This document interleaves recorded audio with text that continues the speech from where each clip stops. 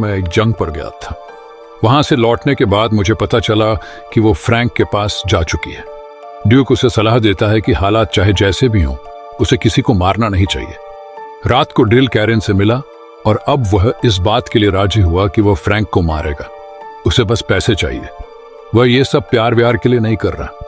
जब डिल घर आया तो वही अनजान आदमी उससे मिलने आया था जिसे हमने फिल्म में कई बार देखा। खैर, वह एक डिवाइस लेकर आया था जिससे डिल उस ट्यूना मछली को पकड़ सकता है जिसे पकड़ने का सपना डिल बहुत समय से देख रहा है। और ये डिवाइस वह आदमी डील को मुफ्त में देने वाला था। उस आदमी के मुंह से निकल जाता है कि यही खेल का नियम है और मैं ही नियम हूं। यह सुनकर डिल को अजीब लगता है और उस आदमी पर शक भी होता है। इसलिए वह उसे धमकाता है और पूछता है कि बता तुम कौन हो।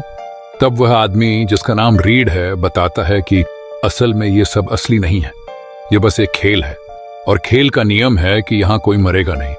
तुम एक कैरेक्टर हो और तुम्हें उस ट्यूना मछली को पकड़ना है।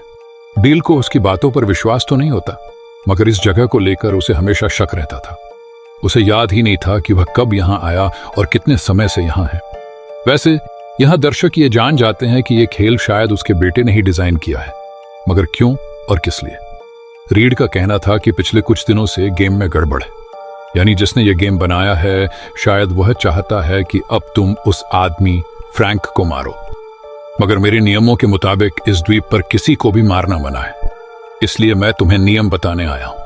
और मुझे खुद भी नहीं पता कि जिसने ये गेम बनाया है वह नियम क्यों बदल रहा है। डील को उसकी बात बकवास लगती है।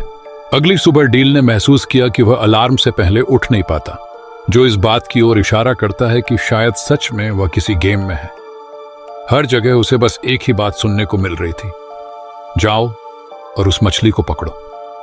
डिल याद करने की कोशिश करता है कि आखिर वह इस द्वीप पर आया क्यों और कब, मगर उसे अपने दिमाग में ऐसी कोई भी याद नहीं मिलती।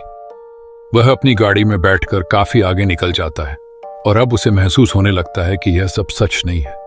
वह खुद से बातें कर रहा था। तभी उससे मिलने डायना का बेटा सैमसन आता है। वह कहता है, आपको किसी की जरूरत थी, क्या मैं आपके साथ काम कर सकता हूं? इस पर डील हंसने लगता है और कहता है, जब मैंने तुम्हें इस गेम से मांगा था तब तुम मुझे नहीं मिले और अब यह गेम मुझे सब कुछ दे रहा है।